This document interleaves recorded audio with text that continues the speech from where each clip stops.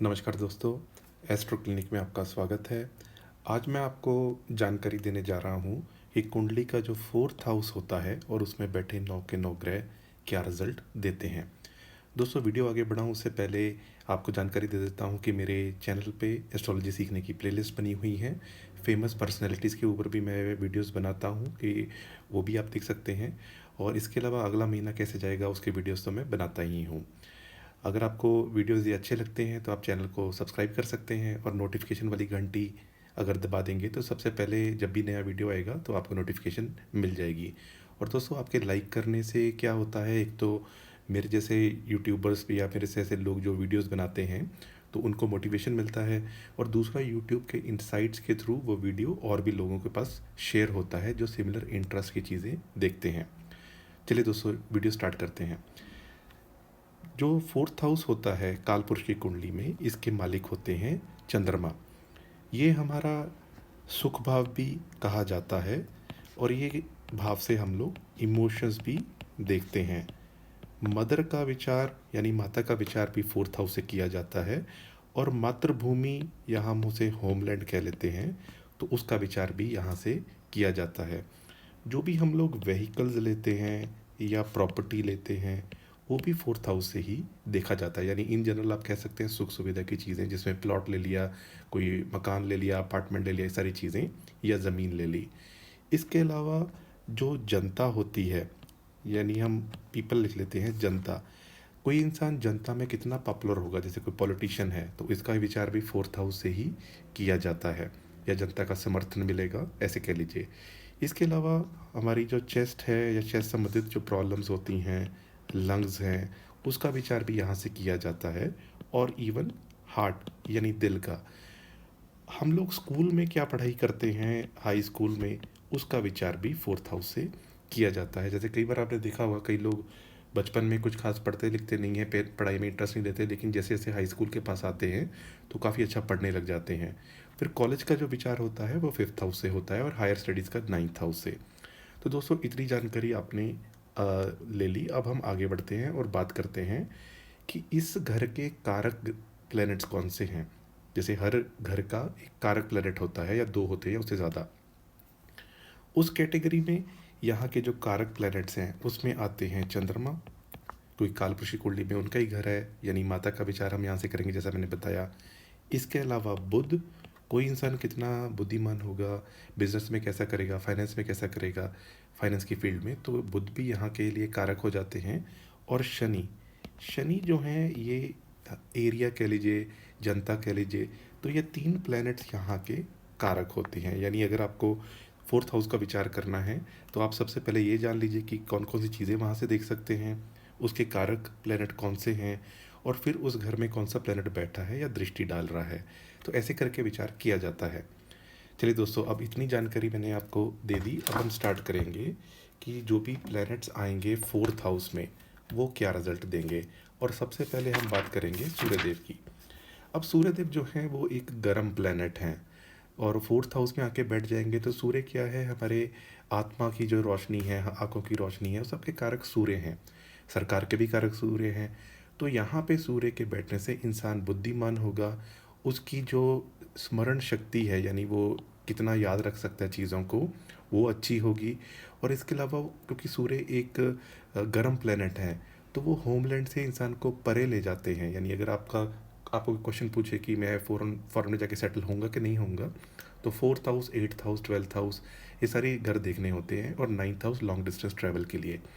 तो गर्म प्लेनेट या कोई भी पापी क्रूड प्लेनेट यहाँ आएगा तो इन जनरल उस इंसान को दूर ले जाएगा। और अगर यहाँ पे शुभ ग्रह होंगे तो इंसान बाहर जाएगा लेकिन वापस आएगा। और वापस भी तब आएगा या तो उस ग्रह की महादशा अंतर्दशा हो, या फिर वो गोचर में इस घर को देख रहा हो या इसी घर से ट्रांजिट कर रहा हो। इसके अलावा यहाँ बैठा जो सूर्य है वो इंसान को फेमस बनाएगा। वो कठोर होगा, यानी ईजिली वो, जैसे मेलिएबल पर्सनैलिटी होती है कि कुछ भी कह लो और वो तुरंत बंदा बदल जाता है, तो यहाँ वाला इंसान थोड़ा कठोर होगा। और उसकी गुप्त विद्या, एस्ट्रोलॉजी, इन सब में भी इंटरेस्ट होगा। दोस्तों, सूर्य अगर यहाँ बैठेंगे तो इनकी तो एक ही दृष्टि है, वो पड़ेगी टेंथ हाउस पे। 10th हाउस पे जब भी सूर्य की दृष्टि होती है तो ऐसा इंसान राजमान्य होता है, यानी गवर्नमेंट फेवर्स मिलती हैं, उच्च पद का प्राप्त करता है, गवर्नमेंट के में काम करता है, या गवर्नमेंट के साथ टेंडर्स या किसी तरीके से गवर्नमेंट के साथ जुड़ा हुआ होता है अपने कार्य क्षेत्र में, यानी जो भी वो जॉब करता है उसमें वो काफ़ी सफल होता है। अब यहीं अगर जो सूर्यदेव हैं वो अपनी राशि में हो, जैसे यहाँ पे मैंने अपनी राशियाँ लिखी हुई हैं और उच्च और नीच राशि लिखी हुई है। इसके अलावा दोस्तों ये सारे प्लैनेट्स आ जाते हैं देवता ग्रुप में और ये दानव ग्रुप में, ये आपस में फ्रेंड्स होते हैं। और बुध एक इकलौते प्लैनेट है जिनकी सबसे बनती है ज़्यादातर, लेकिन चंद्र और मंगल को ये पसंद नहीं करते और ये भी आपस में ऐसी रोग निभाते हैं। लेकिन चंद्रमा फिर भी बुध को अपना शत्रु नहीं मानते। तो अब अगर सूर्य होंगे अपनी राशि में, उच्च राशि में या मित्र राशि में, तो ऐसा इंसान काफ़ी फेमस होगा, उसका कला में भी इंटरेस्ट होगा, फैमिली का भी उसे काफ़ी सुख मिलेगा, सरकार की तरफ से भी उसको सपोर्ट मिलेगी और प्रसिद्ध भी यानी फेमस भी होगा। लेकिन अगर कहीं वो शत्रु या नीच राशि में हो गए तो फिर माता पिता के जो सुख है उसमें कमी आ जाएगी, यानी फैमिली का सुख कम मिलेगा, या तो उनसे फिजिकल दूरी हो जाएगी या मेंटल या इमोशनल दूरी। ऐसे इंसान को अपना घर अगर हो भी तब भी किराए के घर में रहना पड़ता है और फालतू के जो मुकदमेबाजी है उसमें वो अपना समय और धन दोनों बर्बाद करता है। तो सूर्य के बारे में हमने जाना, अब हम आगे बढ़ते हैं और बात करते हैं चंद्रमा के बारे में। दोस्तों चंद्रमा एक बहुत फास्ट मूविंग प्लेनेट है, 15 दिन में ही राशि परिवर्तन कर जाता है। काल पुरुष की कुंडली में इनका ये अपना ही घर होता है। तो यहाँ पे अगर चंद्रमा होंगे तो इंसान दिल से काफ़ी दयालु होगा, उदार किस्म का होगा। उसको उस वो कहीं भी जाएगा, कहीं उलझन में भी होगा तो वहाँ पे भी वो शांत स्वभाव से रहता है। यानी आपने अगर किसी कवि की कविता सुनी हो जो कहते हैं कि अगर आंधी में भी मुझे खूबसूरती दिखती है, तो आप लगा लीजिए कि 4th हाउस में हो सकता है चंद्रमा बैठे हुए हों। ऐसा इंसान दयालु होगा, बुद्धिमान भी होगा, विनम्र होगा और लोगों से मिलजुल के रहता है, यानी सोशल भी होगा, दिल का अच्छा होगा, भाग्यशाली भी होगा और हमेशा खुश रहने वाला होगा। यहाँ बैठे चंद्रमा की दृष्टि फिर से 10th हाउस पे ही पड़ेगी, क्योंकि इनकी भी एक ही दृष्टि होती है। तो एक 10th हाउस पे जो दृष्टि चंद्रमा की पड़ेगी तो उसकी वजह से जो जो भी जातक या जातिका होगी तो उसके जॉब में उसे अच्छे रिजल्ट मिलेंगे, नौकरी में पदोन्नति होगी, उत्तरोत्तर तरक्की करता जाएगा और उच्च अधिकारियों का भी विशेष सहयोग मिलेगा। यहीं अगर चंद्रमा मित्र राशि में हो, उच्च राशि में हो या अपनी ही राशि में हो तो सभी प्रकार के सुख प्रदान होते हैं।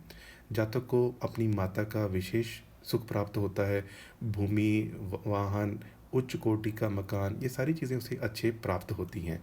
लेकिन अगर चंद्रमा शत्रु या नीच राशि में हो तो इन सारी ये सुखों में नेचुरल सी बात है कमी आ जाएगी। ऐसे इंसान को, जैसे सूर्य के लिए मैंने बताया, अपना घर हो तब भी किराए के मकान में रहना पड़ेगा अगर शत्रु या नीच राशि में हो। और ऐसे इंसान का अपनी माता से ही विरोध होगा, झगड़ेबाजी होगी, बहसबाजी होगी, या आप कह सकते हैं कि फिजिकल मेंटल इमोशनल दूरी हो जाएगी।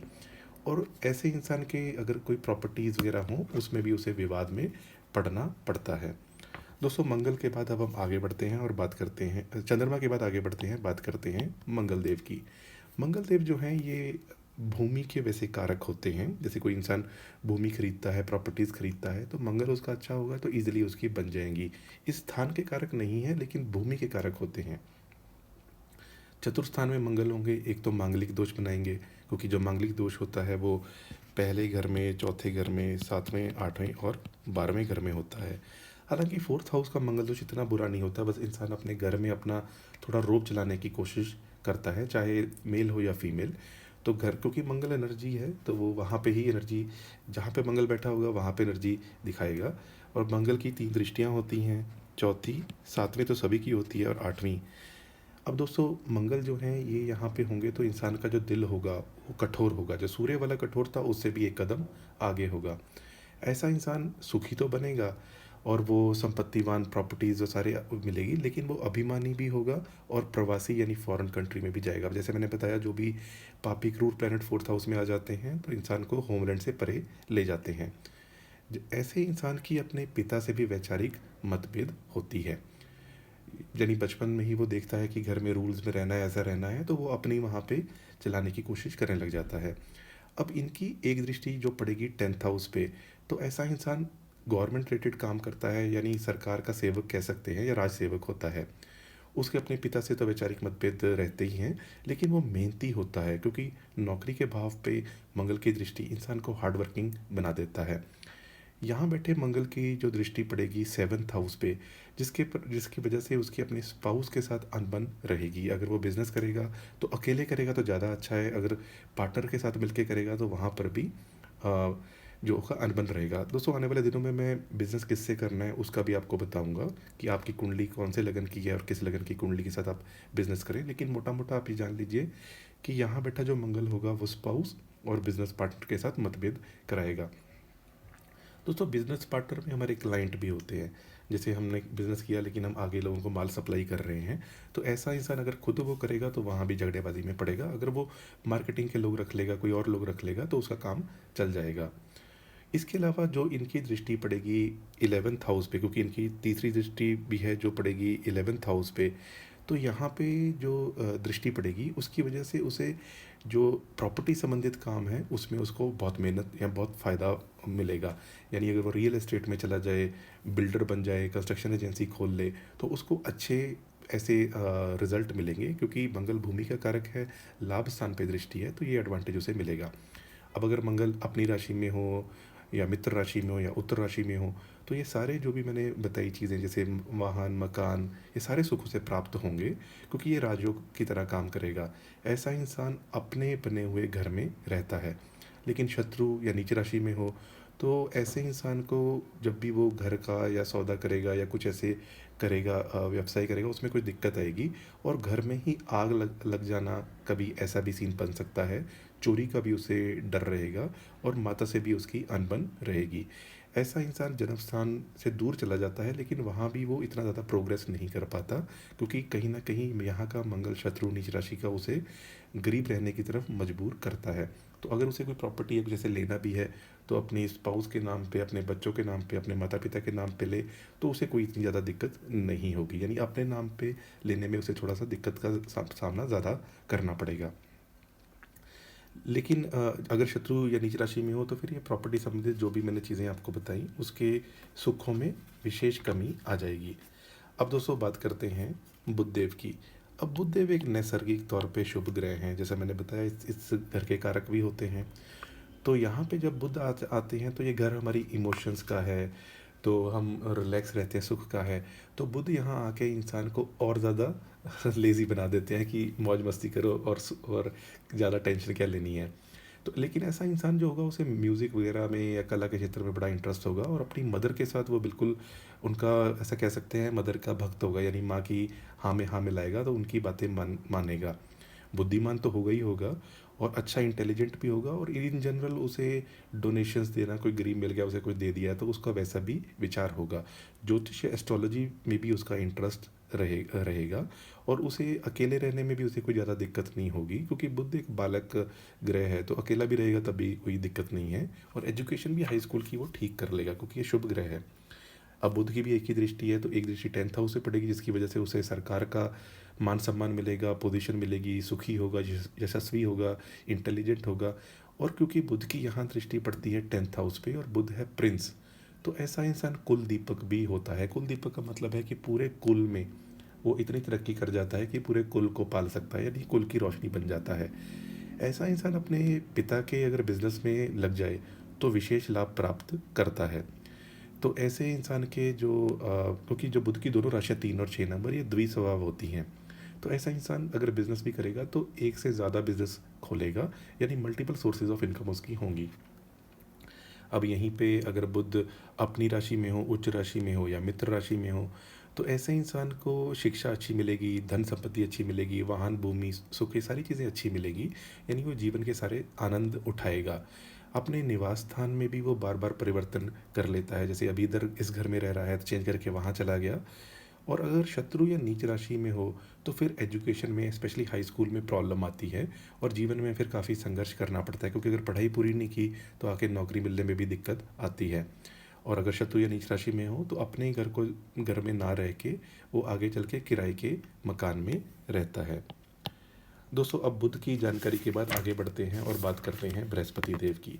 अब बृहस्पति देव एक नैसर्गिक तौर पे शुभ ग्रह हैं और ये जो हैं जहाँ भी जाते हैं तो शुभता तो अपनी फैलाते हैं और इनकी दृष्टियाँ भी शुभ होती हैं।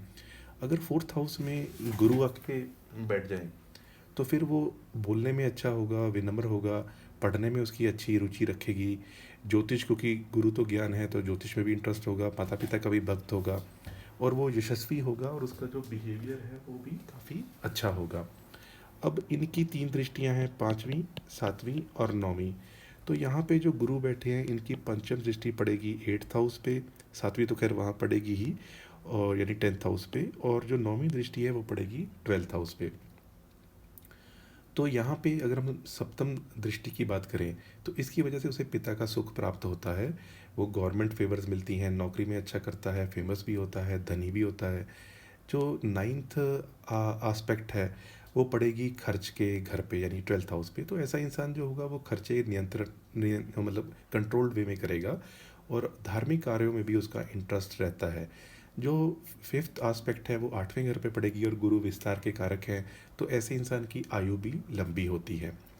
दोस्तों, अगर यहाँ पे गुरु अपनी राशि में हो, मित्र राशि या उच्च राशि में हो, तो वो फिर एक बहुत ही इंटरेस्टिंग पर्सनैलिटी बन जाता है, क्योंकि क्योंकि यहाँ पे नैसर्गिक तौर पे फोर्थ हाउस जो है 4 नंबर, इसी में जो गुरु हैं वो उच्च के होते हैं, यानी कालपुरुषी कुंडली में।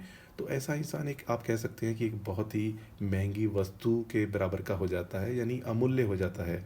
उसे सारे सुख प्राप्त होते हैं, ज़मीन, वाहन, मकान, माता पिता का अच्छा सुख प्राप्त मिलता है, उसे मित्रों का भी फ़ायदा होता है और बहुत सारे अधिकार और चीज़ें ऐसी मिलती हैं। यानी गुरु यहाँ पे उच्च के होके बहुत अच्छा रिजल्ट देते हैं, राजयोग कारक हो जाते हैं।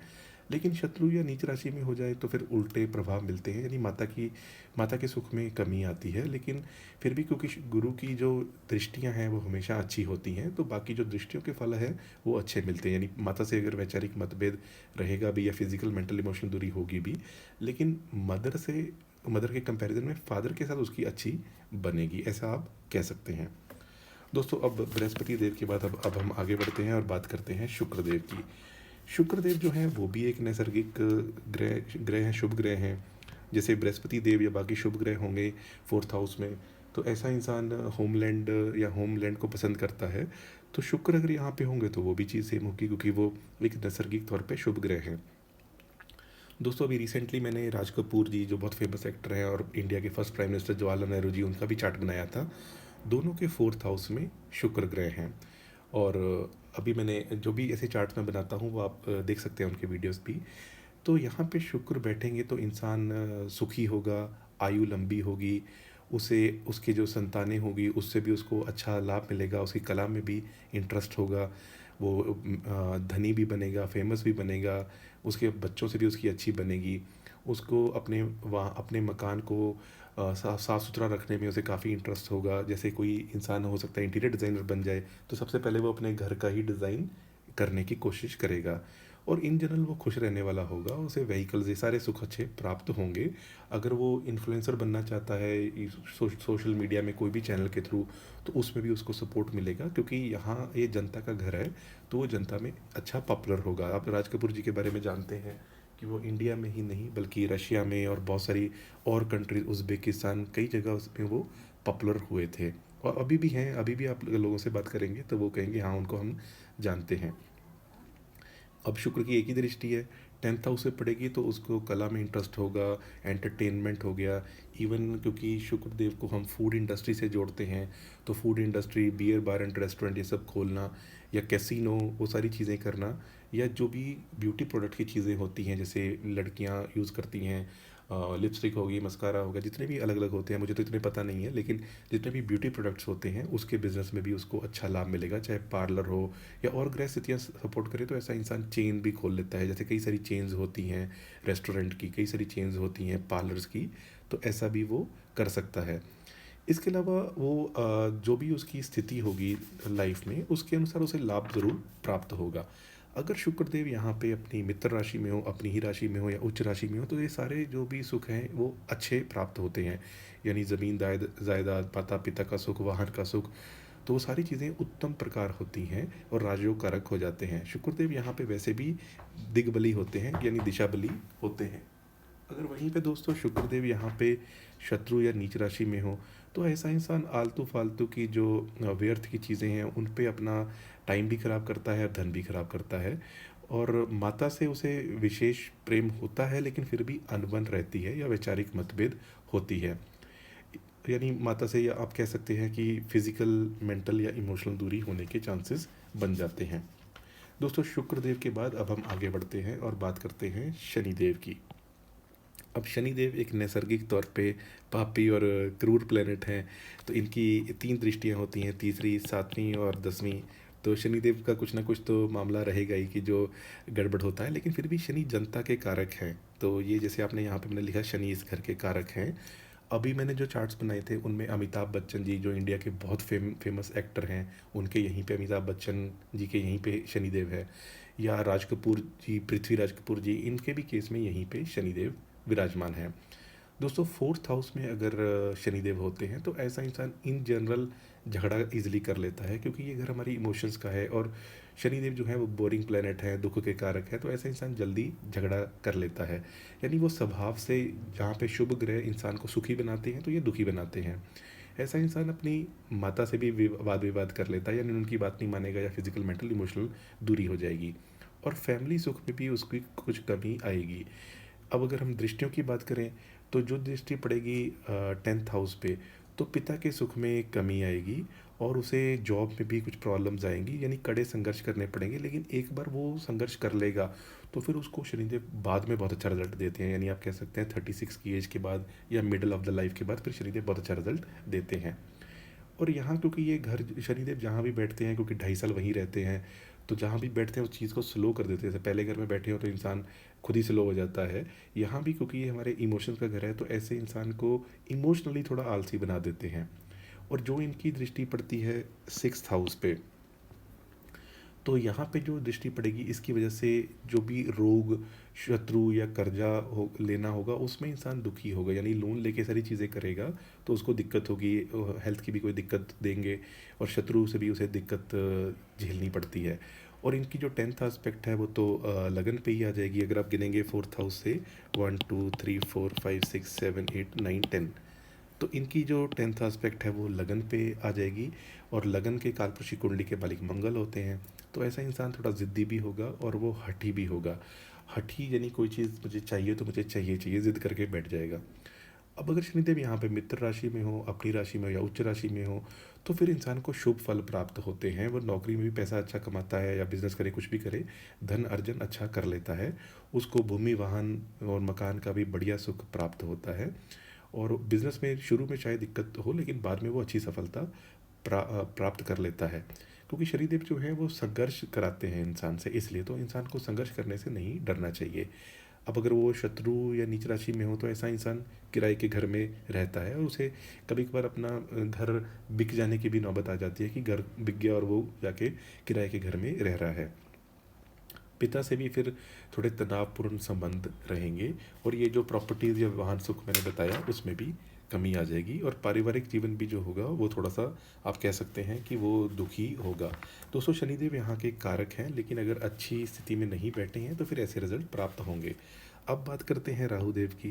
राहुदेव हैं मायावी और राक्षस हैं। इनकी अपनी राशि तो होती नहीं है, जहाँ बैठते हैं उसी घर को अपना घर मान लेते हैं, और जिसके साथ बैठते हैं उसके गुण अपना लेते हैं और उसके ऊपर भी अपने गुण चढ़ा देते हैं। जैसे कहते हैं, खरबूजे को देखे खरबूजा रंग बदलता है। और राहु की एक ही दृष्टि होती है, जहाँ बैठते हैं उससे ऑपोजिट देखते हैं। दोस्तों, 4th हाउस में अगर राहु आके बैठ जाए, अब ये पापी क्रूर प्लेनेट है, तो ये इंसान को अप्रत्याशित, यानी एकदम से जो चीज़ें घटती हैं ना, जैसे कई जगह बोलते हैं इक्कोलत, इन पंजाबी में कहते हैं, कुछ और जगह कोई और वर्ड यूज़ करते हैं, यानी अनएक्सपेक्टेड, आप एक्सपेक्ट नहीं कर रहे थे, उस टाइप की चीज़ें, ज़मीन जायदाद में इसको विशेष लाभ होता है। जैसे किसी के 4th हाउस में राहु हो, तो गवर्नमेंट ज़मीन एक्वायर कर रही है और 1 एकड़ का रेट मान लीजिए 1 करोड़ है, लेकिन कोई ऐसा बिल्डर आ गया, उसने कहा मैं तो 2.5 करोड़ दे दूंगा, तो एकदम से ऐसे इंसान को ज़बरदस्त ज़मीन जायदाद में फ़ायदा मिलता है। तो लेकिन क्योंकि राहु जो है वो एक है तो राक्षस ही, वो हमारी इमोशंस पे आके बैठ गए, तो ऐसे इंसान को वो थोड़ा असंतोष और वो दुखी भी करते हैं। ऐसा इंसान स्वभाव से थोड़ा क्रूर भी होता है और छल कपट में वो पड़ सकता है। अब राहु की जो दृष्टि पड़ेगी 10th हाउस पे, उसकी वजह से वो नीच कार्य जो होते हैं उसमें भी लग जाता है। यानी जो भी ऐसी चीज़ें जो नहीं करनी चाहिए, जैसे कोई करप्शन कर रहा है या कोई भी ऐसी चीज़ें कर रहा है, तो उसमें भी वो ईज़िली इन्वॉल्व हो जाएगा और फादर से भी उसके जो संबंध हैं वो गड़बड़ हो जाएंगे। अब राहु अगर मित्र राशि में हो और उच्च राशि में हो तो फिर धन लाभ खूब मिलता है। जातक को पूर्ण रूप से सुख लेकिन फिर भी प्राप्त नहीं होता। यानी उसने घर ले लिया, घर में रहना शुरू कर दिया, लेकिन 100% वो खुश नहीं होगा। कई लोगों को आपने देखा होगा महलों में रहते हैं लेकिन उनकी मानसिक स्थिति अच्छी नहीं होती, लेकिन कई लोग झोपड़ी में रहते हैं और बहुत खुश होते हैं। तो यहाँ का राहु अच्छे वो चीज़ें दिलाता है लेकिन सुख पूरा नहीं लेने देगा। तो अचानक जैसे मैंने बताया ज़मीन जायदाद के उसके योग बन जाते हैं। यानी उसने प्लान नहीं किया होगा। जैसे कई बार लोग फॉरेन कंट्री जाते हैं और ऐसा कहा जाता है कि पहले पहले साल तो वो अपनी गरीबी धोते हैं, सेकंड ईयर में थोड़ा स्टेबल होते हैं और थर्ड ईयर से अमीर बनना शुरू होते हैं। तो ऐसा इंसान फॉरेन कंट्री जाएगा, पता चला कि 1-2 महीने में ही ऐसी स्थिति बन गई, उसने घर खरीद लिया, चाहे लोन लेके ले लिया या पैसे घर से आ गए या कुछ ऐसा हो गया कि घर वाले भी कई बार सपोर्ट कर देते हैं कि तुम अब वहाँ गए हो, किराया क्यों देना। तो ये एकदम से जो ज़मीन जायदाद के योग बनते हैं दोस्तों, राहु कहीं भी बैठे, वो एकदम से होने वाली चीज़ें जिन्हें हम अप्रत्याशित कहते हैं वो राहु उस घर में ज़रूर कराते हैं, क्योंकि उनका काम ही ऐसा है। अब अगर राहु शत्रु राशि में हो या नीच राशि में हो तो फिर मदर के लिए प्रॉब्लमेटिक हो जाता है। मदर या तो चाइल्ड बर्थ में या मदर के साथ फिजिकल मेंटल इमोशनल दूरियां हो जाएंगी। ऐसा इंसान दुखी भी होगा और झगड़ालू भी होगा। तो राहु जो है ना 4th हाउस में इन जनरल ऐसी चीज़ें क्रिएट करते हैं कि माता से वैचारिक मतभेद हो गया, अनबन कर दी, या उसका जो घर है जहाँ पे वो रहता है तो घर के लोगों के साथ कुछ ऐसा करेगा। दोस्तों अब बात करते हैं नेक्स्ट ग्रह की, जो हमारा आखिरी ग्रह है और वो है केतु देव। केतु देव जो हैं ये अगर 4th हाउस में आके बैठ जाएं तो इंसान का जो स्वभाव होगा वो स्वतंत्र होगा, क्योंकि इनका तो सर ही नहीं है। तो वो इस घर को कोशिश करते हैं कि इसको और डेवलप किया जाए। तो इंसान के विचार जो होंगे वो होंगे स्वतंत्र, स्वतंत्र तरीकों के। अगर चौथे हाउस में केतु होते तो ऐसा इंसान चंचल होगा, बोलने वाला ज़्यादा होगा और बिना किसी काम को किसी उत्साह से करने वाला होगा। यानी आपने उन्हें कोई काम दे दिया तो बिना उत्साह से करेगा वो, क्योंकि केतु का सर ही नहीं है। ऐसे इंसान को आप जैसे एक मेरे मित्र हैं, उनके बेटे के भी यहीं पे है। उनको वो कहते हैं कि तुम घर में स्विमिंग पूल को क्लीन कर दो, जो क्लीनर आएगा वो इतने डॉलर लेगा, तो मैं तुम्हें इतने डॉलर दे दूंगा। तो अब वो बेटे का पैसे का मामला आ गया, तो वो बिना उत्साह के पैसे की वजह से वो सारा काम कर देगा और जो क्लीनर आता है प्रोफेशनल उससे भी जल्दी कर देता है वो, क्योंकि उसे मोटिवेशन जो मिल गया वो पैसे का मिल गया। दोस्तों अगर यहाँ पे केतु मित्र या उच्च राशि में हो, क्योंकि इनकी अपनी राशि तो होती नहीं है, तो उसे एक अनायास ही धन प्राप्त होते रहते हैं। यानी बिना कारण के भी यह धन आते रहते हैं, उसे सुख भी प्राप्त होता है। ऐसे जातक को भवन और वाहन उसके भी सुख प्राप्त होते हैं, क्योंकि केतु जो है वो प्यास क्रिएट करता है। तो ऐसा ऐसा प्लानिंग करके चीज़ें धीरे धीरे करके बना लेता है। और लेकिन अगर केतु यहाँ पे शत्रु या नीच राशि में हो तो फिर फैमिली से भी मतभेद रहेगा, माता पिता का भी पूर्ण सहयोग नहीं मिलेगा और मित्रों द्वारा भी हानि प्राप्त हो सकती है। दोस्तों 4th हाउस हमारी क्योंकि इमोशंस का है, तो इन जनरल ऐसा इंसान अपनी मदर के साथ थोड़ा जुड़ा हुआ रहेगा। तो उसको अपनी मदर की भले ही कुछ और कारणों की वजह से नहीं बनती या जो भी स्थिति है, लेकिन फिर भी मदर से उसका प्रेम रहता है।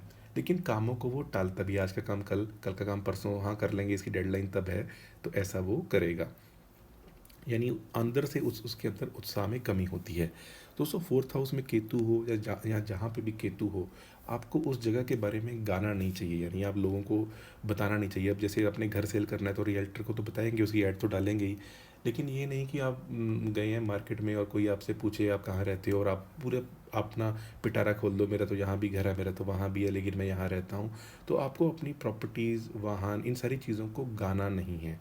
अब क्योंकि ये जनता का भी घर है, तो जनता में भी अगर आप अपनी चीज़ें बढ़ चढ़ के बताएंगे कि मैं बहुत ज़्यादा वो है, तो वो फिर आपके लिए ठीक नहीं रहेगा। आप कोशिश करें कंट्रोल्ड वे में करें, और ज्ञान को बांटने में तो कोई दिक्कत नहीं है, वो आप हमेशा कर सकते हैं। ज्ञान जितना आप बांटेंगे उतना ही बढ़ेगा। अब आज मैं आपके लिए ये वीडियो लेके आया हूँ, तो मेरी भी नॉलेज रिवाइज हो रही है, तो ज्ञान को बांटने में कोई दिक्कत नहीं होती। मोटा मोटा आप ये याद रखिए, कोई भी ग्रह यहाँ अपने घर का बैठा होगा अच्छा रिजल्ट देगा, राजयोग कारक होगा। यहाँ पे शुक्र देव दिग्बली होते हैं, इस डायरेक्शन में विशेष राजयोग कारक बन जाते हैं। चंद्रमा बुध और शनि यहाँ के कारक हैं। दोस्तों कैसा लगा आपको ये वीडियो कमेंट करके बताइएगा, और आपकी कुंडली में 4th हाउस में क्या स्थिति है वो भी आप कमेंट करके बताइएगा। अगर आपको वीडियो अच्छा लगा तो प्लीज़ लाइक कर लीजिए, मैंने फिर से आपको रिक्वेस्ट कर रहा हूँ, और चैनल अभी तक सब्सक्राइब नहीं किया तो प्लीज़ सब्सक्राइब माई चैनल। आज के लिए इतना ही, आपका बहुत बहुत आभार।